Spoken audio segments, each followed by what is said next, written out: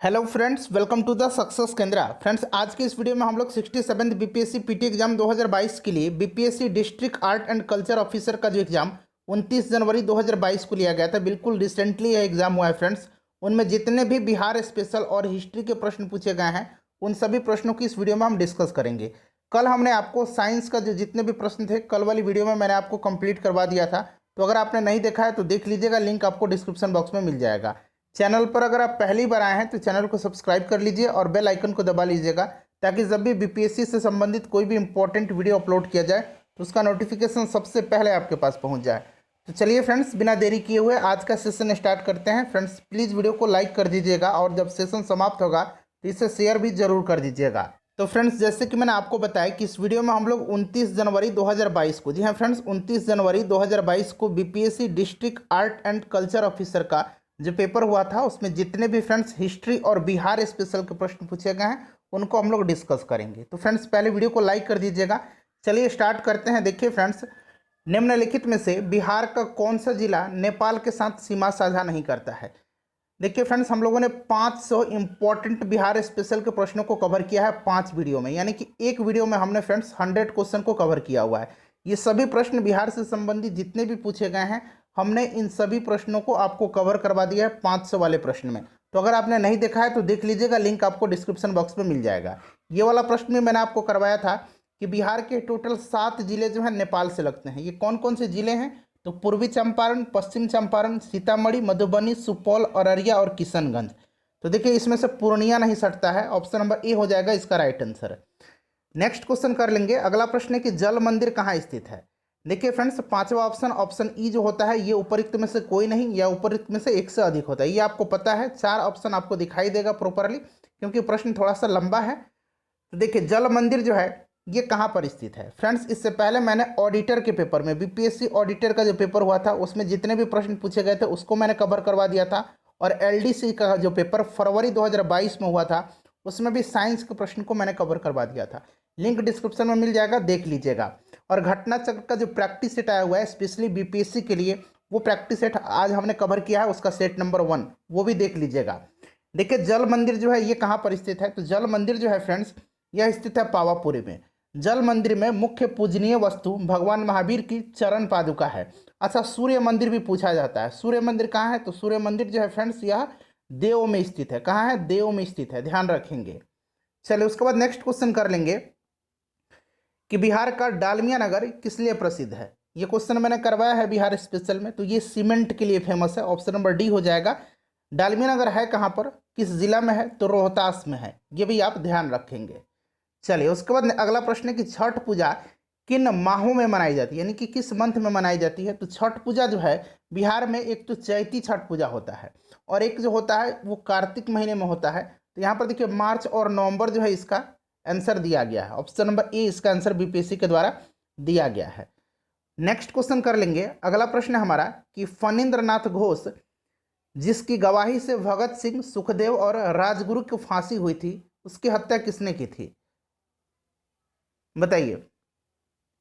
तो देखिए, फणींद्र नाथ घोष जो थे ये भगत सिंह, सुखदेव और राजगुरु की फांसी में इन्होंने गवाही दिया था और इनकी हत्या जो है बैकुंठ शुक्ल ने बेतिया में कर दिया था। बेतिया पश्चिम चंपारण में, ठीक है, बैकुंठ शुक्ल ने किया था। ये भी प्रश्न मैंने आपको करवाया है।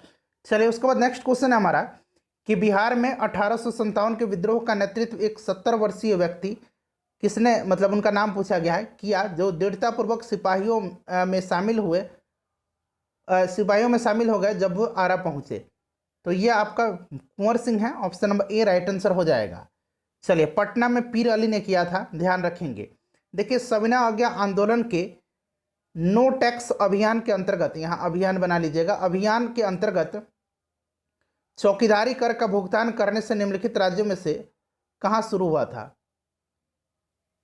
तो ये देखिए, ये जो चौकीदारी कर का भुगतान करने से यहाँ पर विद्रोह जो है यह शुरू कहाँ पर हुआ था। तो फ्रेंड्स ये बिहार में हुआ था, ठीक है। बिहार में जो है 1930 में सविनय अवज्ञा आंदोलन के दौरान बेगूसराय में और सारण जिले के बिहोर नामक स्थान पर, सारण जिले के बिहोर नामक स्थान पर जो है चौकीदारी टैक्स के विरोध में प्रदर्शन हुआ था। ध्यान रखेंगे, बिहार इसका राइट आंसर हो जाएगा। उसके बाद देखिए कि बिरसा आंदोलन का धार्मिक चरित्र युवा बिरसा मुंडा पर इनमें से किसके प्रबल प्रभाव के कारण था? तो देखिए बिरसा मुंडा के गुरु कौन थे? आनंद पांडे थे। तो यहाँ पर देखिए आनंद पंडित इस तरह से लिखा गया है। तो ऑप्शन नंबर इसका ए राइट आंसर हो जाएगा। चलिए उसके बाद नेक्स्ट क्वेश्चन कर लेंगे। अगला प्रश्न है कि 2011 की जनगणना के अनुसार बिहार की कुल साक्षरता दर, देखिए ये ऑडिटर में भी पूछा गया था, यही प्रश्न सेम, और इसका आंसर जो है इसमें भी ऑप्शन ई बीपीएससी के द्वारा दिया गया है और ऑडिटर वाले में ऑप्शन ई दिया गया था, क्योंकि बिहार का शिक्षा जो साक्षरता दर है वो 61.8% है। सबसे ज़्यादा साक्षरता रोहतास में है, सबसे कम पूर्णिया में है। सबसे ज़्यादा पुरुष और महिला दोनों साक्षरता दर रोहतास में है। सबसे अगर हम बात करें कम पुरुष साक्षरता तो पूर्णिया में है और सबसे कम महिला साक्षरता सहरसा में है। चलिए तो राइट आंसर इसका इनमें से कोई नहीं हो जाएगा। उसके बाद अगला प्रश्न है कि बिहार में सबसे गरीब जिला कौन सा है? तो सबसे गरीब जिला जो है, अभी जो आर्थिक सर्वेक्षण आया था इसमें जो प्रति व्यक्ति आय जो है सबसे कम शिवहर का है, सबसे ज़्यादा पटना का है। तो इनमें से कोई नहीं राइट आंसर हो जाएगा, शिवहर याद रखेंगे। देखिए ये प्रश्न देखिए फिर से पूछा गया है, ये प्रश्न लगातार पूछा जा रहा है कि बिहार कांग्रेस कमेटी के प्रथम अध्यक्ष कौन थे? तो ये मैंने आपको बता दिया है, राइट आंसर इसका हसन इमाम हो जाएगा। ये प्रश्न मैं लगातार आपको बता रहा हूँ, ठीक है, ध्यान रखेंगे। चलिए प्रीवियस वीडियो जब आप देखेंगे तो मैंने डिटेल से सब कुछ बताया हुआ है। 1922 में भारतीय राष्ट्रीय कांग्रेस का वार्षिक सम्मेलन बिहार के किस शहर में हुआ था? तो ये फ्रेंड्स गया में हुआ था, चित्तरंजन दास इसके अध्यक्ष थे। 1912 में बांकीपुर पटना में हुआ था, आर एन माधोलकर की अध्यक्षता में। और फ्रेंड्स देखिए पंचायती राज से संबंधित जितने भी मतलब पॉलिटी में जितने भी टॉपिक हैं पंचायती राज से संबंधित वो सब आप एक बार पढ़ लीजिएगा, जितने भी हैं। यहाँ से निश्चित रूप से आपको 2-3-4 प्रश्न पूछे जाएंगे, तो ये वाला टॉपिक आप एक बार पढ़ के जाइएगा। चलिए उसके बाद अगला प्रश्न देखिएगा कि बिहार में तृतीय कृषि रोड मैप का शुभारंभ कब हुआ था? तीसरा कृषि रोड मैप, अच्छा ये तो तीसरा पूछा गया है। पहला कब हुआ था? तो 2008 में, दूसरा 2011 में, तीसरा जो हुआ था ये नवंबर 2017 में हुआ था। और फ्रेंड्स रामनाथ कोविंद जी के द्वारा इसका उद्घाटन किया गया था, ठीक है, याद रखेंगे। चलिए अगला प्रश्न है हमारा 122 नंबर कि बिहार सरकार द्वारा पर्यावरण संबंधी प्राकृतिक खतरों से बचने हेतु उठाए गए कदम संबंधित है। तो ये जो कदम है यहाँ पर मैं लिखता हूँ BAPCC, यानी कि इसका फुल फॉर्म क्या हो जाएगा? Bihar action plan of climate change, वहीं दिया गया है 2014, जो कि 2014 ऑप्शन में नहीं है। तो ऑप्शन नंबर ई हो जाएगा इनमें से कोई नहीं। उसके बाद नेक्स्ट क्वेश्चन देखिए, किस वर्ष मुजफ्फरपुर बम कांड हुआ था? तो मुजफ्फरपुर में देखिए जो बम कांड हुआ था ये दरअसल 30 अप्रैल 1908 को, याद रखेंगे 30 अप्रैल 1908 को फ्रेंड्स खुदीराम बोस और प्रफुल्ल चाकी ने, जो मुजफ्फरपुर का जज था किंग्सफोर्ड फ्रेंड्स, उसकी हत्या का प्रयत्न उन्होंने किया था और गलती से बम जो है उसके गाड़ी पर न गिर के केनेडी की गाड़ी पर गिर गया था, ठीक है। अब इसके दरमियान क्या हुआ कि इसके उपरांत जो प्रफुल्ल चाकी थे उन्होंने आत्महत्या कर लिया और खुदीराम बोस को फ्रेंड्स 11 अगस्त 1908 को फांसी दिया गया था। तो याद रखेंगे ये जो हुआ था 1908 में मुजफ्फरपुर बम कांड हुआ था। उसके बाद देखिए बिहार में 3 कठिया पद्धति किस फसल के उत्पादन से जुड़ा हुआ था? तो नील के फसल में, यानी कि 20 कट्ठा में 3 कट्ठा पर जो है नील की खेती करना अनिवार्य कर दिया था अंग्रेजों ने। तो यही 3 कठिया है, तो ये नील हो जाएगा, option number C right answer हो जाएगा। उसके बाद देखिएगा कि पलासी युद्ध के पश्चात किसको बिहार प्रांत का उप दीवान नियुक्त किया गया था? उप दीवान जो है ये राजा सीताब राय को रॉबर्ट क्लाइव ने नियुक्त किया था। चलिए उसके बाद अगला प्रश्न करेंगे कि भारत में शासन करने वाला प्रथम गैर क्षत्रिय वंश कौन था? तो ये गैर क्षत्रिय वंश जो था ये कौन था? तो फ्रेंड्स ये नंद वंश था। नंद वंश का संस्थापक कौन था? तो महापद्मनंद था, ठीक है। नंद वंश का आखिरी शासक धनानंद था, जिसकी हत्या चंद्रगुप्त मौर्य ने कर दी और फ्रेंड्स मौर्य वंश का इन्होंने स्थापना किया था चाणक्य की सहायता से। चलिए अगला प्रश्न करेंगे। नेक्स्ट क्वेश्चन है कि अशोक के किस अभिलेख में अकाल यानी कि दुर्भिक्ष का उल्लेख है? तो देखिए अशोक का जो फ्रेंड्स सोहगौरा का अभिलेख है यह गोरखपुर उत्तर प्रदेश में है, इसी में जो है अकाल दुर्भिक्ष का उल्लेख किया गया है। नेक्स्ट क्वेश्चन कर लेंगे। अगला प्रश्न है कि मौर्य काल में देखिए कंटक शोधन न्यायालय किस प्रकार का न्याय करता था? तो देखिए 2 प्रकार के न्यायालय थे, एक कंटक शोधन था और दूसरा जो था वो धर्मस्थलीय था, धर्मस्थलीय न्यायालय, ठीक है।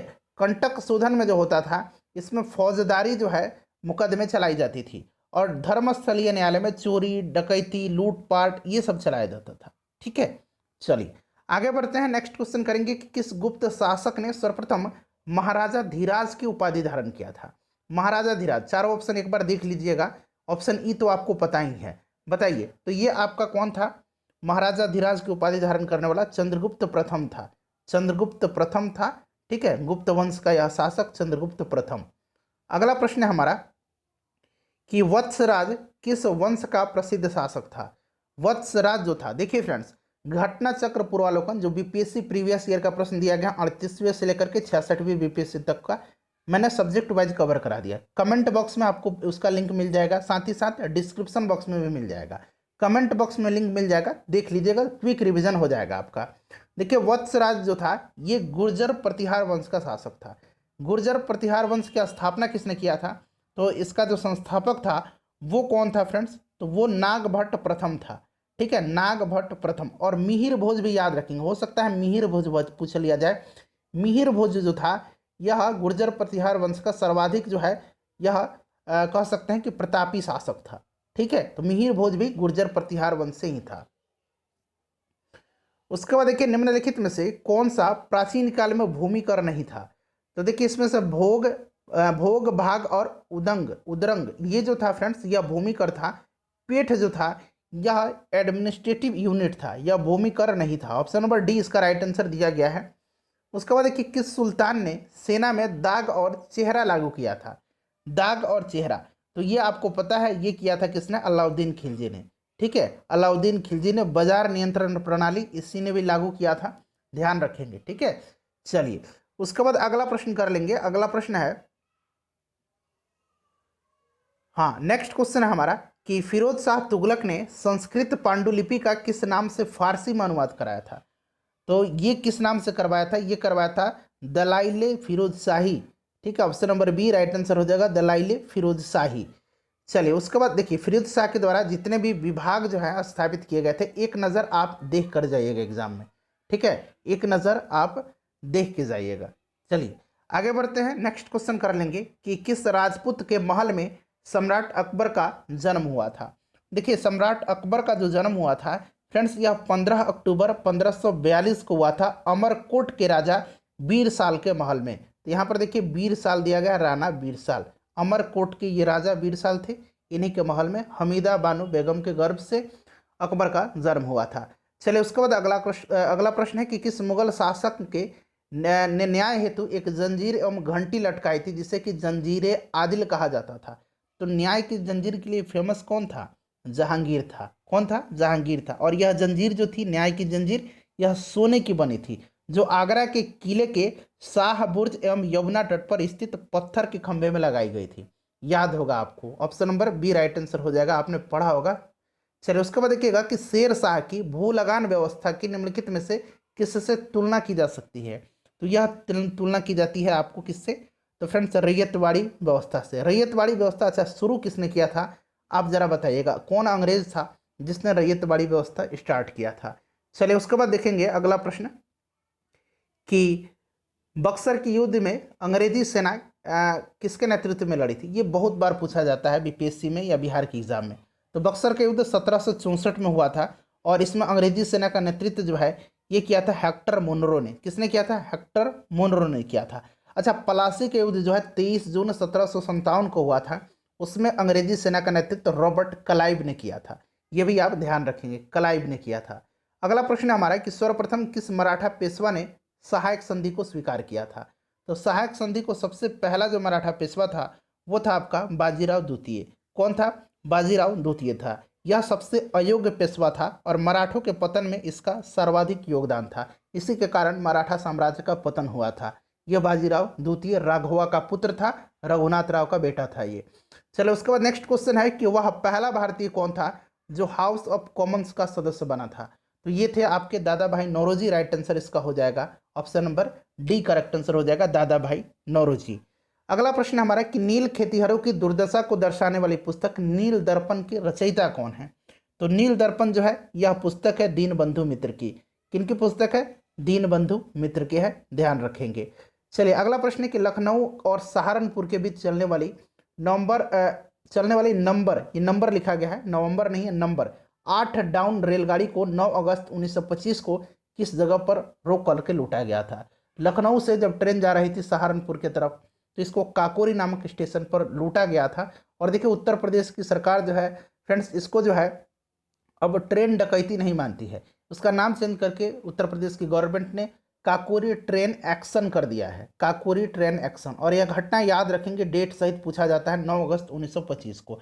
देखिए यह घटना जो था सर्वप्रथम सरकारी खजाने लूटने का जो विचार आया था, राम प्रसाद बिस्मिल के दिमाग में आया था। राम प्रसाद बिस्मिल, राजेंद्र लाहिड़ी, रोशन सिंह और अशफाक उल्ला खान को इसमें फांसी दी गई थी, जबकि सचिंद्र सन्याल को आजीवन कारावास की सजा दी गई थी।